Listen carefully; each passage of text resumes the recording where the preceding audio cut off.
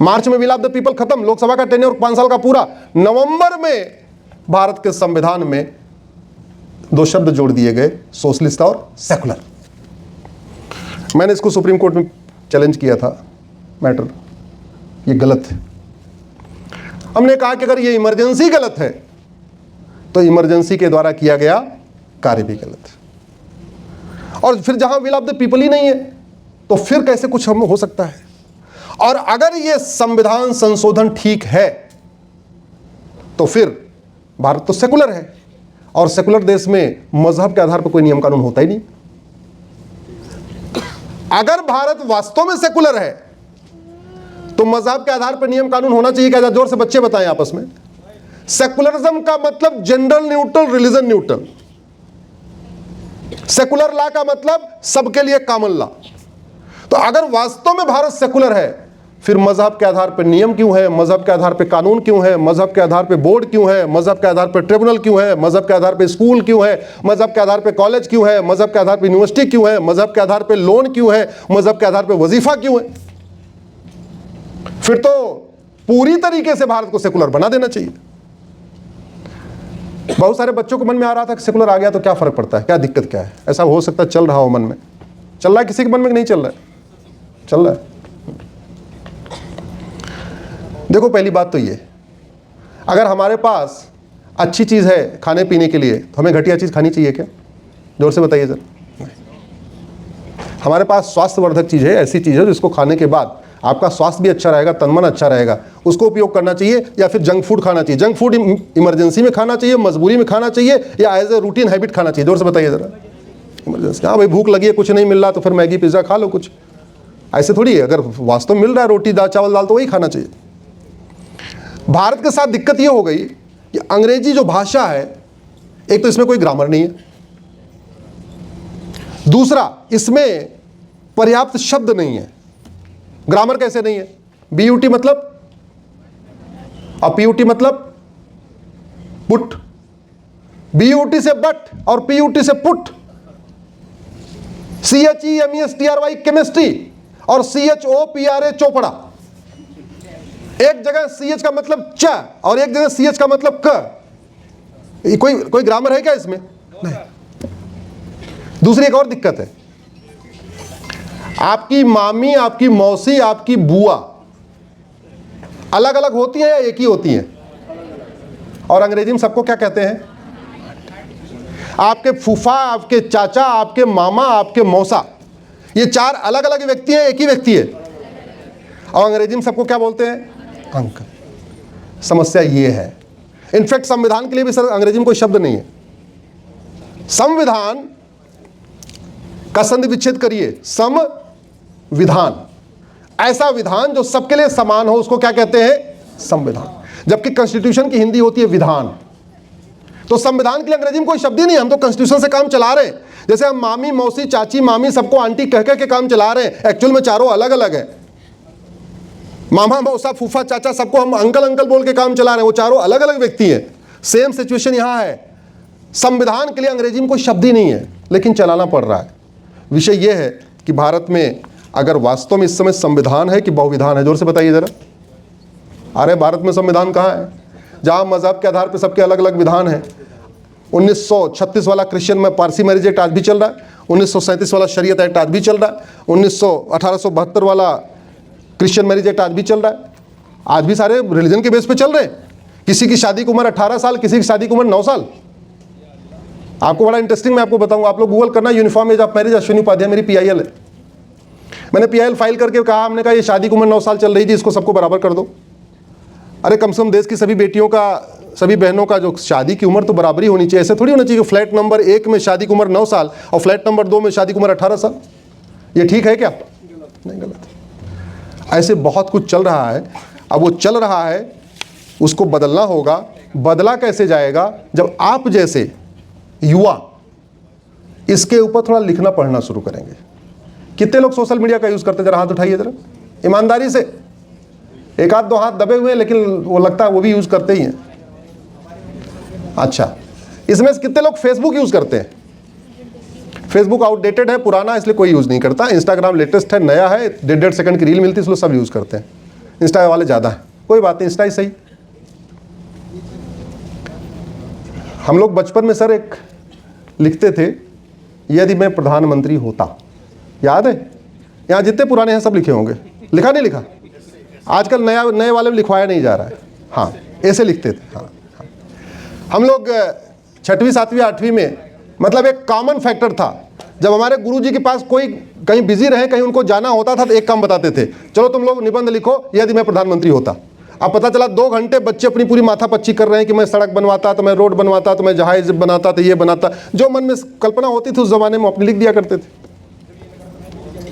आप लोग भी ये लिखना शुरू करो, यदि मैं प्रधानमंत्री होता तो मैं क्या करता। लिख सकते हैं क्या? स्वाभाविक सी बात है। अभी अपने आप सोशल मीडिया का यूज पर्सनल यूज के लिए कर रहे हैं। नाम है उसका सोशल मीडिया और आपने उसको बना दिया है पर्सनल मीडिया। वो है क्या? Social media. उसका उपयोग आप अच्छे विषयों पे एक नेशनल कंसेंसस के लिए आप यूज कर सकते हैं। जैसे इंस्टाग्राम में आपको कितने फॉलो करेंगे आपके हाथ में नहीं है। कोई आपको 100 लोग फॉलो करेगा, कोई 500 फॉलो कर देगा। ट्विटर पे आपको कितने लोग फॉलो करेंगे ये भी आपके हाथ में नहीं। लेकिन फेसबुक पे 5000 फ्रेंड बनाना आपके हाथ में है। मैं तो कहता हूं कि यंग जनरेशन को फेसबुक का उपयोग करना चाहिए केवल और केवल सोशल रिफॉर्म के लिए। कैसे हो सकता है सोशल रिफॉर्म? जैसे आपका क्या नाम बेटा? हाँ हाँ हाँ, अरे बोलो जल्दी से। अनुष्का। अब अनुष्का दिल्ली में पढ़ती है, दीनदयाल में। भारत में 5000 अनुष्का होंगी कि नहीं होंगी? जरा जोर से बताइए। ये 5000 अनुष्का को अपनी फ्रेंड बना ले। रश्मि 5000 रश्मि को अपना फेसबुक फ्रेंड बना ले। अरुण 5000 अरुण को अपना फ्रेंड बना ले। जो जिसका नाम है वो उनके 5000 लोगों को अपना फेसबुक फ्रेंड बना ले। नाम मैंने इसलिए कहा कि नाम से आप रिक्वेस्ट भेजोगे, आपका नाम वाला तुरंत एक्सेप्ट करेगा। लोगों को 2 ही चीज अच्छी लगती है, अपना नाम, अपनी जाति।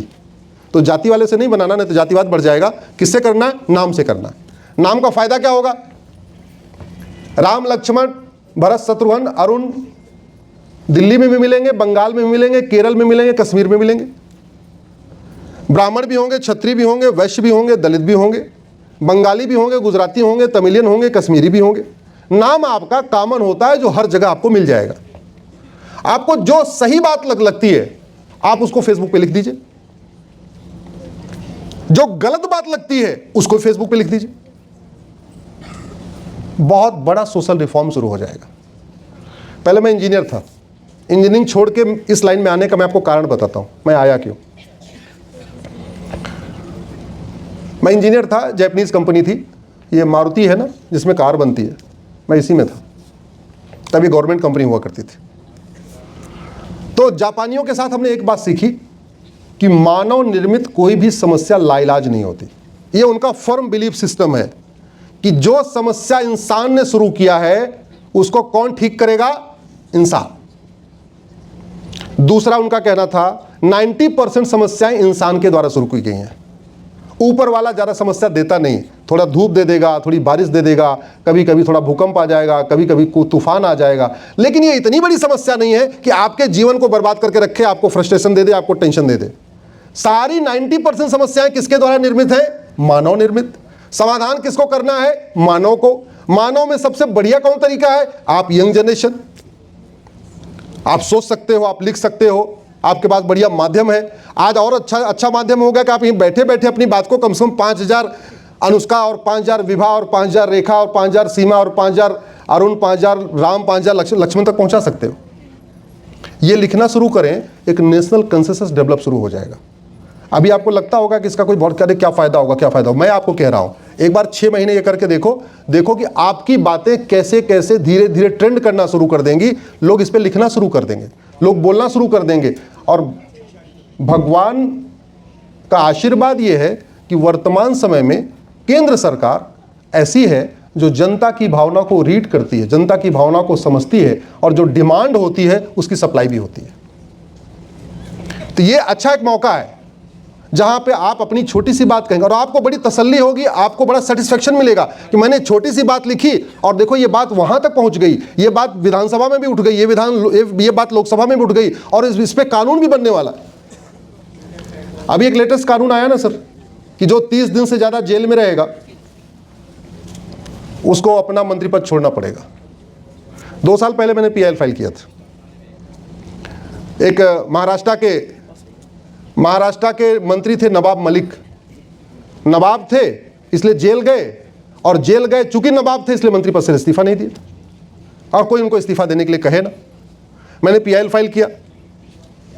अच्छा, वो संजोग ऐसा था कि 4 ऐसे लोग थे जो लगातार जेल में थे, मंत्री पद छोड़ नहीं रहे थे।